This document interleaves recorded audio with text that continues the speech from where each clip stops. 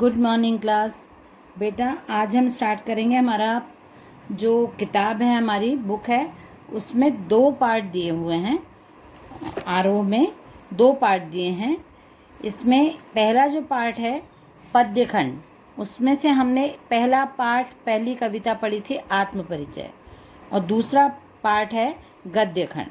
तो गद्यखंड में पहले पार्ट जो था पद्यखंड, उसमें कविताएं गीत कविताएं वो हैं, और दूसरा पार्ट है गद्यखंड। इसमें गद्यखंड इसमें कहानी, संस्मरण और निबंध और यात्रा संस्मरण, विज्ञान कथा, इस टाइप के हम पढ़ेंगे। जो भी इसमें रहेगा वो हम पढ़ेंगे। तो हम पहला पार्ट इसका स्टार्ट करते हैं। गद्यखंड से हम ले रहे हैं। ये आपका पार्ट 11वां है। ऐसे मतलब गद्यखंड का पहला पार्ट है ये, लेकिन ये पहला भाग है, पहला पार्ट है, और आपका पार्ट का नंबर है ये 11। तो ये है गद्यखंड से पहला पार्ट, महादेवी वर्मा। महादेवी वर्मा की रचना है ये। इसका नाम है, पाठ का नाम है भक्तिन। पाठ का नाम है भक्तिन, ये है पाठ। तो सबसे पहले हम लेखक परिचय पढ़ लेते हैं। तो भक्तिन पाठ की लेखिका हैं महादेवी वर्मा। हम महादेवी वर्मा को पहले भी पढ़ चुके हैं। तो यहाँ पे उनका जन्म, मृत्यु, उनकी रचनाएं हैं। जन्म सन 1907 फर्रुखाबाद, ये आपका इम्पोर्टेंट पॉइंट जो हो जाएगा वो नंबर 1। देन उसके बाद नंबर 2 पर उनका निधन आप लिखिएगा, ये है। उसके बाद उनकी प्रमुख रचनाएं दीपशिखा, यामा। यामा एक पूरा काव्य संग्रह है। भारतीय संस्कृति के स्वर, श्रृंखला की कड़ियाँ, आपदा, संकल्पिता, ये निबंध संग्रह हैं। अतीत के चलचित्र, स्मृति की रेखाएं, पथ के साथी, मेरा परिवार, संस्मरण और रेखा चित्र हैं। इनको प्रमुख जो सम्मान मिले, पुरस्कार मिले, उनके नाम हैं ज्ञानपीठ पुरस्कार। जो उनका कविता संग्रह था यामा, उसके लिए ज्ञानपीठ पुरस्कार मिला। उत्तर प्रदेश हिंदी संस्थान का भारत भारती पुरस्कार मिला, और पद्म भूषण मिला, जो भारत का सब बहुत बड़ा पुरस्कार है, पद्म भूषण। 1956 में 1956 में इनको पद्म भूषण इनकी रचनाओं के लिए, जो ये लेखन कार्य जो करती हैं, साहित्य रचना करती हैं, उसके लिए इनको मिला था। तो ये आपके इम्पोर्टेंट पॉइंट्स हो जाएंगे: जन्म, मृत्यु, इनकी रचनाएं और प्रमुख पुरस्कार। ये आपको 4 पॉइंट में लिखना है। अब यहाँ महादेवी वर्मा के बारे में, संसार के मानव समुदाय में वही व्यक्ति स्थान और सम्मान पा सकता है, वही जीवित कहा जा सकता है जिसके हृदय और मस्तिष्क में समुचित विकास पाए, जिसके हृदय और मस्तिष्क ने समुचित विकास पाया हो, जो अपने व्यक्तित्व द्वारा मनुष्य समाज से रागात्मक के अतिरिक्त बौद्धिक संबंध भी स्थापित कर सकने में समर्थ हो। उसके बाद है साहित्य सेवी और समाज सेवी, दोनों रूपों में महादेवी वर्मा की प्रतिष्ठा रही है। ये एक पॉइंट आप नोट डाउन कर लेना। महात्मा गांधी की दिखाई राह पर अपना जीवन समर्पित कर उन्होंने शिक्षा और समाज कल्याण के क्षेत्र में निरंतर कार्य किया। नारी समाज में शिक्षा प्रसार के उद्देश्य से उन्होंने प्रयाग महिला विद्यापीठ की स्थापना की। साहित्य, प्रयाग महिला विद्यापीठ की स्थापना महादेवी वर्मा ने की थी। इसको आप मैं अभी बार बार हर क्लास में रिपीट करती हूँ कि आपको रीडिंग ज़रूर करना है।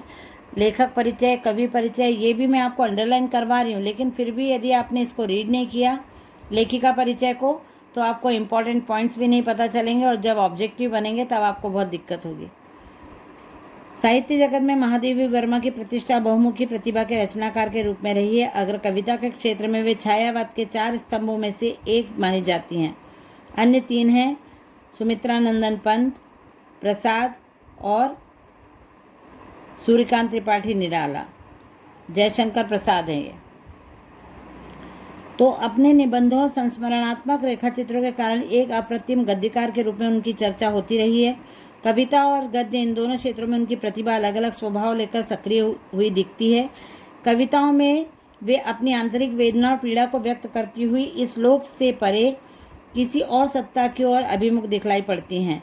तो अपने गद्य में उनका गहरा सामाजिक सरोकार स्थान पाता है। उनकी श्रृंखला की कड़ियाँ 1942 ईस्वी, उस समय की अद्वितीय रचना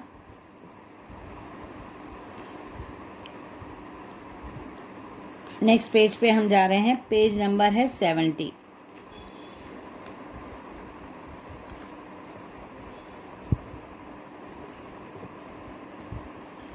जो हिंदी में स्त्री विमर्श की भव्य प्रस्तावना है, उनके संस्मरणात्मक रेखाचित्र अपने आसपास के ऐसे चरित्रों और प्रसंगों को लेकर लिखे गए हैं जिनकी साधारणतः हमारा ध्यान नहीं खींच पाती।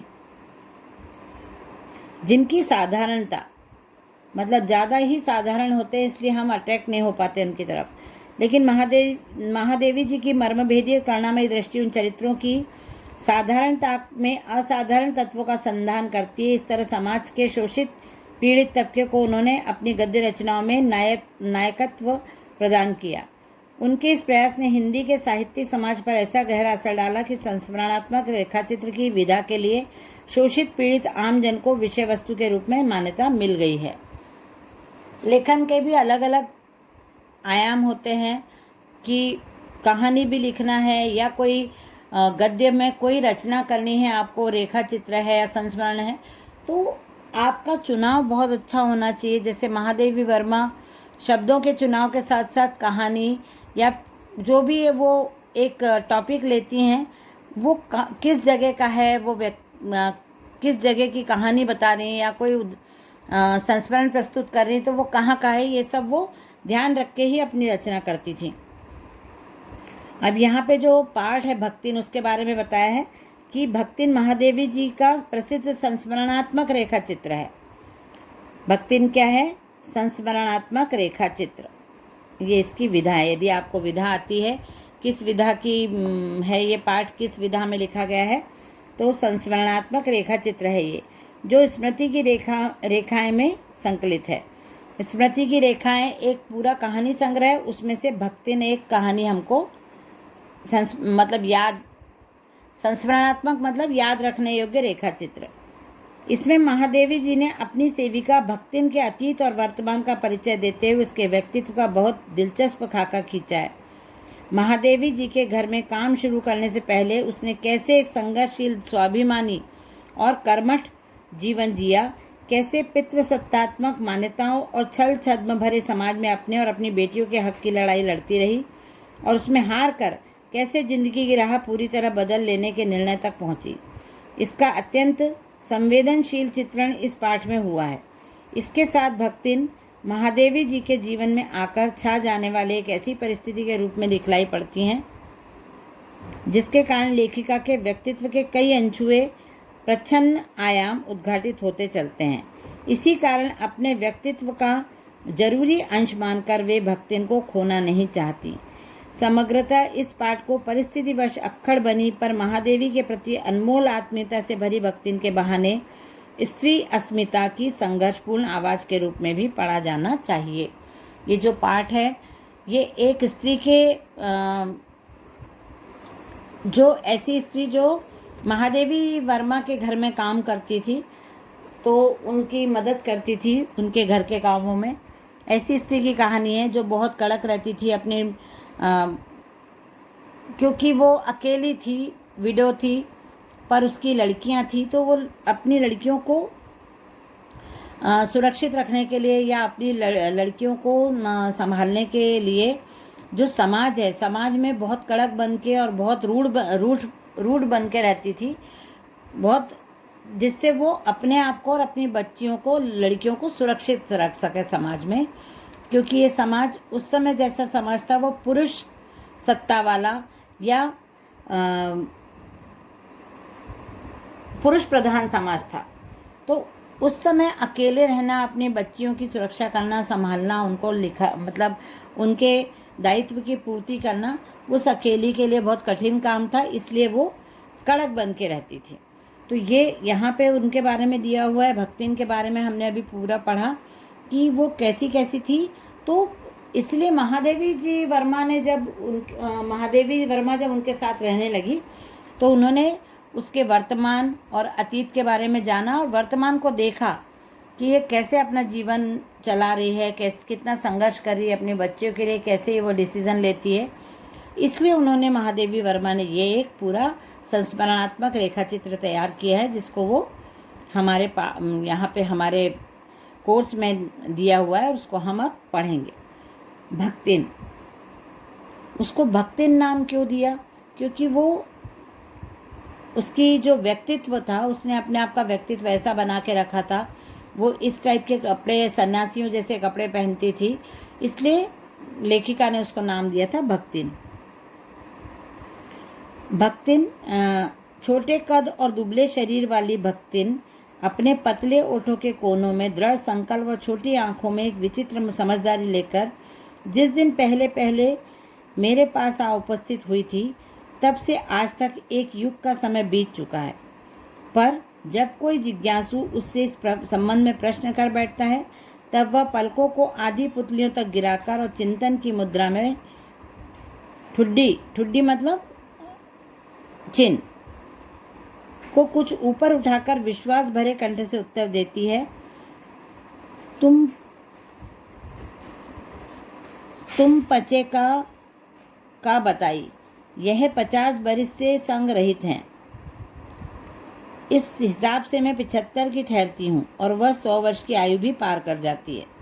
मतलब वो कुछ लोगों के पूछने पे ये बताती है कि मैं 50 साल से उनके साथ रह रही हूँ, महादेवी वर्मा के साथ। तुम कब से हो, लोग पूछते हैं, तो वो बोल देती कि मैं 50 साल से इनके साथ रह रही हूँ। तो महादेवी वर्मा बोलती कि इस हिसाब से तो मैं 75 ईयर की हो गई हूँ, और उसकी खुद की उम्र तो 100 साल तक की हो जाती है। जिस हिसाब से वो बात कर रही है उस हिसाब से। इसका भक्तिन को पता नहीं, पता हो तो भी तो संभवतः वह मेरे साथ बीते हुए समय में रत्ती भर भी कम न करना चाहेगी। मुझे तो विश्वास होता जा रहा है कि कुछ वर्ष और बीत जाने पर वह मेरे साथ रहने के समय को खींचकर 100 वर्ष तक पहुंचा देगी, चाहे उसके हिसाब से मुझे 150 वर्ष की असंभव आयु का भार क्यों न ढोना पड़े। यहाँ पे लेखिका बोल रही हैं कि वो लोगों को ये समझाने के लिए कि वो बहुत समय से लेखिका के साथ है, ये बात बताने के लिए वो बिना हिसाब किताब किए सीधा हिसाब दे देती। 50 वर्ष से मैं साथ में हूँ, वो ये दिमाग नहीं लगाती कि उस हिसाब से लेखिका की और उसकी स्वयं की उम्र कितनी होनी चाहिए। इसलिए यहाँ पे लेखिका ने कहा है कि हो सकता है वो आगे चलकर अपने आप को मेरे यहाँ 100 वर्ष से रहना बता देगी, और उस हिसाब से मेरी उम्र बढ़ती जाएगी, मैं 150 वर्ष की हो जाऊंगी। सेवक धर्म में हनुमान जी ने स्पर्धा करने वाली भक्तिन किसी अंजना की पुत्री न होकर एक अनाम धन्या गोपालिका की कन्या है। नाम है लक्ष्मिन अर्थात लक्ष्मी। पर जैसे मेरे नाम की विशालता मेरे लिए दुर्लभ है, वैसे ही लक्ष्मी की समृद्धि भक्तिन के कपाल की कुंचित रेखाओं में नहीं बन सकी। नाम तो लक्ष्मी है, लेकिन बिल्कुल लक्ष्मी नाम हो जाने से उसके जो नियति थी, उसके जो भाग्य था, उसमें जरा भी परिवर्तन नहीं आया, क्योंकि उसके पास लक्ष्मी का बहुत अभाव था। वैसे तो जीवन में प्रायः सभी को अपने आप नाम का विरोधाभास लेकर जीना पड़ता है, पर भक्तिन बहुत समझदार है, क्योंकि वह अपना समृद्धि सूचक नाम किसी को बताती नहीं।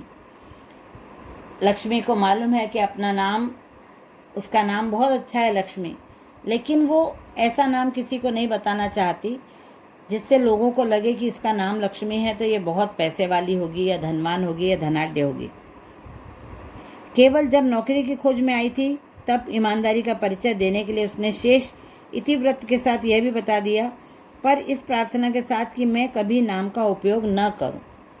जब इनके घर आई थी, लेखिका के घर जब लक्ष्मी आई थी महादेवी वर्मा जी के यहाँ काम मांगने के लिए, तब उसने अपना असली नाम बताया था, लेकिन उनसे ये कह दिया था कि आप मेरे इस नाम का उपयोग कहीं भी बाहर या मुझे पुकारने में या किसी को बताने में मत करिएगा।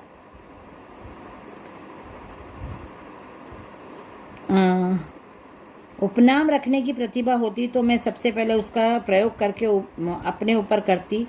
इस तथ्य को वह देहातीन क्या जाने। इसी से जब मैंने कंठीमाला देखकर उसका नया नामकरण किया, तब वह भक्तिन जैसे कवित्वहीन नाम को पाकर भी गदगद होती। उसको मैंने देखा कि वो गले में माला वाला पहनी है, छोटी सी है, दुबली पतली है, तो मैंने उसका नाम भक्तिन रख दिया। और इस टाइप का नाम सुन के भी वो बहुत प्रसन्न हो गई। इसने जानने की कोशिश नहीं की कि उसको भक्तिन नाम क्यों दिया लेखिका ने। वो बहुत प्रसन्न थी अपने इस नाम से। तो आगे का हम लोग कल कंटिन्यू करेंगे नेक्स्ट क्लास में। ये हमारा पेज नंबर 71 पे है। अभी मैंने आपको अभी कवि परिचय और लेखिका परिचय बताया है और हमने भक्तिन को पढ़ना स्टार्ट किया है। चलिए नेक्स्ट क्लास में कंटिन्यू करते हैं।